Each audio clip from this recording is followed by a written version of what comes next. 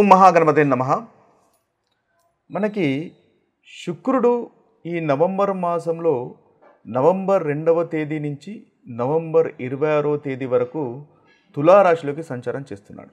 అంటే ఇప్పటి వరకు శుక్రుడు మనకు కన్యా రాశి నుంచి ఇప్పుడు తన స్వక్షేత్రమైనటువంటి తులారాశిలోకి సంచారం చేస్తున్నాడు.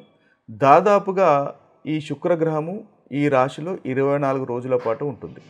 అయితే ఈ యొక్క రాశి మార్పు వల్ల మనకు ఏ రాశులకు ఎలాంటి ఫలితాలు కలుగుతున్నాయో చూద్దాం. అయితే శుక్రునికి ఇప్పటి వరకు ఉన్నటువంటి రాశి ఏదైతే కన్యా రాశి ఉంటుందో ఆ రాశి శుక్రునికి నీచ స్థానం. అంటే శుక్రుడు అంతగా ఆ రాశిలో బలంగా ఉండడు అని అర్థం. ఇప్పుడు తన స్వక్షేత్రమైనటువంటి తులారాశిలోకి సంచారం చేస్తున్నాడు.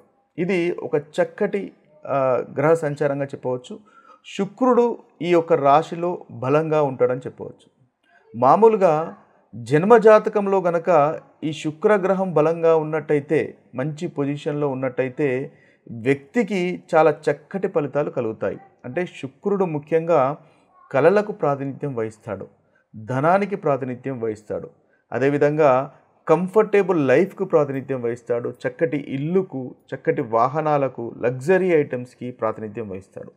ఎవరికైతే జన్మజాతకంలో శుక్రుడు చాలా చక్కగా బలంగా ఉన్నట్టయితే, ఉచ్చస్థితిలో కానీ తన స్వక్షేత్రంలో కానీ లేదా మంచి శుభగ్రహ దృష్టితో కానీ మంచి స్థానంలో కానీ ఉన్నట్టయితే వారికి వారి యొక్క జీవితంలో ఇప్పుడు చెప్పుకున్నటువంటి అన్ని రకాల సదుపాయాలు, కంఫర్టబుల్ లైఫ్ అనేది తప్పకుండా ఉంటుంది. కాబట్టి మీకు గనక మీ జన్మజాతకంలో శుక్రుని యొక్క గ్రహస్థితి తెలిసినట్టయితే మీ యొక్క దాదాపుగా జీవితం ఎలా ఉంటుంది అని మనం చెప్పవచ్చు. ముఖ్యంగా తులారాశిలో, అంటే ఇప్పుడు శుక్రుడు మనకి తులారాశిలో సంచారం చేస్తున్నాడు. అయితే ఈ తులారాశిలో గనక మీ జన్మజాతకంలో మీరు జన్మించినప్పుడు శుక్రుడు గనక తులారాశిలో ఉన్నట్టయితే చాలా చక్కటి ఫలితాలు వారికి ఉంటాయి. లైఫ్ చాలా కంఫర్టబుల్గా ఉంటుంది, ధనవంతులుగా ఉంటారు.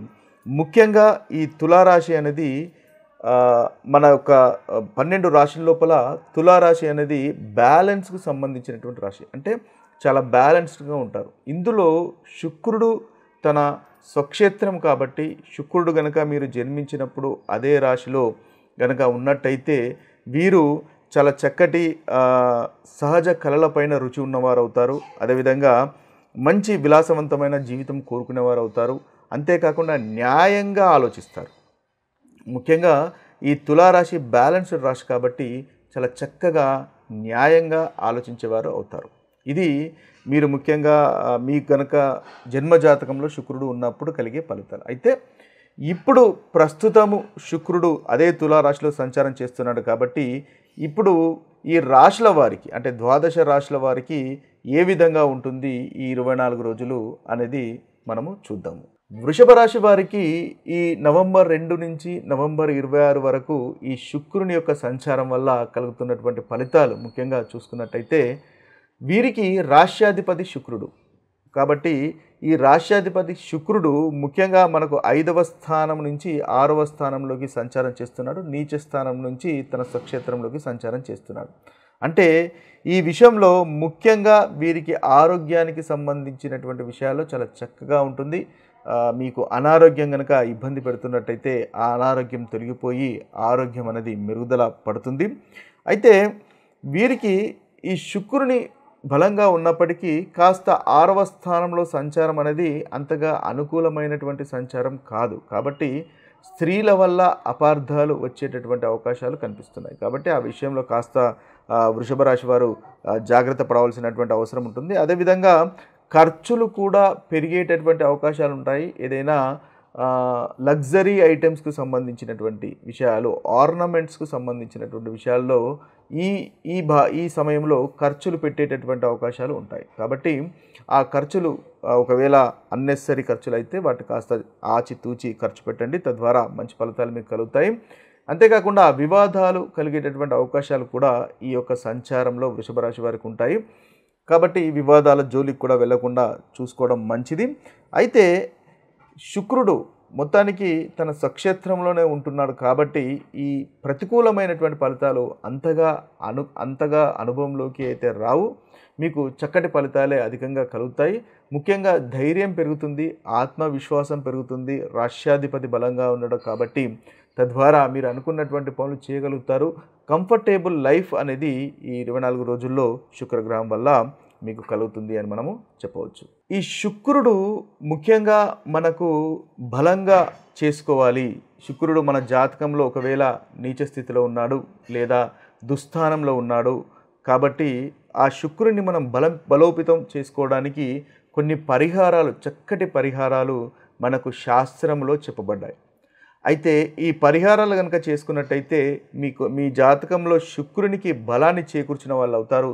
తద్వారా ఏదైతే మనం ముందుగా అనుకున్నామో కంఫర్టబుల్ లైఫ్, ధనము, అదేవిధంగా అన్ని రకాలైనటువంటి సదుపాయాలు మీరు పొందగలుగుతారు.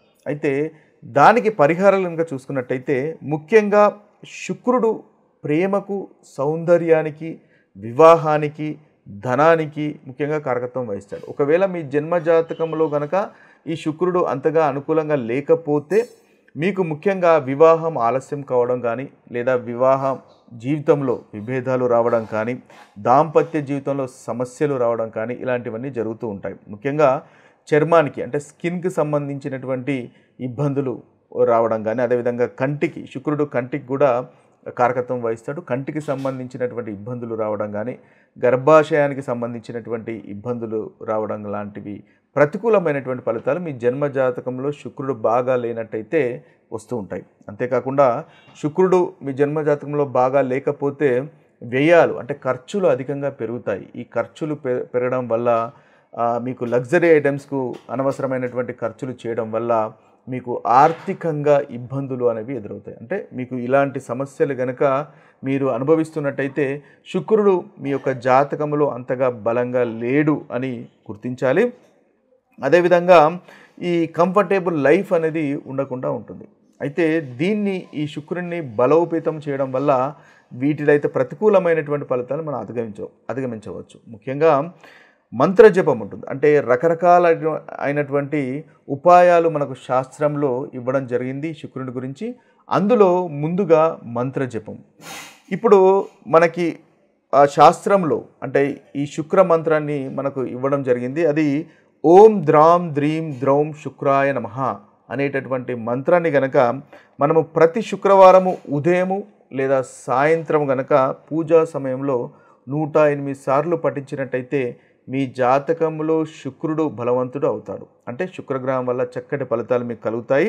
ఇది తూర్పు లేదా ఈశాన్య దిశ వైపు ముఖం పెట్టి చేసుకోవడం వల్ల మీకు మంచి ఫలితాలు కలుగుతాయి.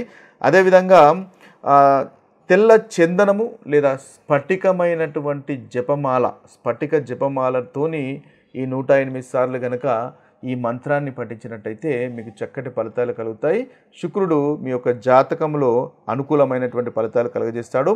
ఈ 108 సార్లు చొప్పున మొత్తము 16,000 సార్లు ఈ జప పూర్తి చేయాలి. అంటే మీరు ప్రతి శుక్రవారం కానీ లేదా ప్రతిరోజు కానీ రోజు 108 సార్లు చొప్పున మొత్తము 16,000 సార్లు ఈ మంత్రాన్ని కనుక జపించినట్టయితే ఈ జపం పూర్తి అవుతుంది. తద్వారా శుక్రుడు మీ యొక్క జాతకంలో చక్కటి బలవంతునిగా మారుతాడు.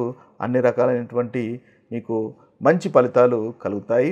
అదేవిధంగా ప్రతి శుక్రవారం మీరు ఉపవాసం చేయాలి ఈ శుక్రుని గురించి. అదేవిధంగా పాలు, పండ్లు, తీపి పదార్థాలు మాత్రమే ఈ శుక్రవారం తీసుకోవడం అనేది ఉత్తమము. ముఖ్యంగా సాయంత్ర సమయంలో మహాలక్ష్మిని కూడా ఆరాధించినట్టయితే ఈ శుక్రగ్రహము మీ యొక్క జాతకంలో మంచి స్థితికి వస్తుంది, మంచి బలాన్ని చేకూరుస్తుంది. అదేవిధంగా ముఖ్యంగా చూసుకున్నట్టయితే ఈ శుక్రగ్రహానికి దానానికి సంబంధించినటువంటి పరిహారాలు కూడా మనకు శాస్త్రంలో ఇవ్వడం జరిగింది. అంటే దానం చేయడం వల్ల కూడా ఈ శుక్రగ్రహం వల్ల కలుగుతున్నటువంటి ప్రతికూల ఫలితాలు తొలగిపోతాయి, అనుకూలత పెరుగుతుంది. ముఖ్యంగా తెల్లని బట్టలు దానం చేయడము, అదేవిధంగా వెండి వస్తువులు లేదా పెరుగు, చక్కెర, బియ్యము లాంటివి దానం చేయడము. ముఖ్యంగా ఇలాంటివి దానం చేయడం వల్ల మీకు చక్కటి ఫలితాలు కలుగుతాయి. అదేవిధంగా శుక్రవారము దీపదానం చేయడం కూడా మీకు కలుగుతుంది. లేదా ఆవుతో కానీ ఆవు పాలను దానం చేయడం వల్ల కూడా శుక్రుని ఫలితాలు అనేవి మనకు చక్కటి ఫలితాలు మనకు కలుగుతాయి. ఇక మీరు వజ్రాన్ని కనుక ఒకవేళ రత్నధారణ ధరించాలనుకుంటే వజ్రాన్ని ధరించవచ్చు. లేదా రుద్రాక్ష మాలను కనుక ధరించాలనుకుంటే మీరు 6 ముఖాలు ఉన్నటువంటి రుద్రాక్ష మాలను కూడా ధరించిన చక్కటి ఫలితాలు అనేవి మీకు కలుగుతాయి. ముఖ్యంగా మహిళలకు మనము పరిహారాలు కనుక చెప్పదగినట్టయితే ప్రతి శుక్రవారం వీరు లక్ష్మీదేవిని పూజించినట్టయితే చక్కటి ఫలితాలు కలుగుతాయి. మీ యొక్క ఆరోగ్యం కూడా మెరుగుపడుతుంది. ఇవి స్థూలంగా చూసినట్టయితే ఈ శుక్రుడు మీ జాతకంలో బలోపేతం కావడానికి తీసుకోవాల్సినటువంటి పరిహారాలు. మరొక వీడియోలో మరొక రాశి ఫలితాలతో కలుద్దాము. అంతవరకు సెలవు.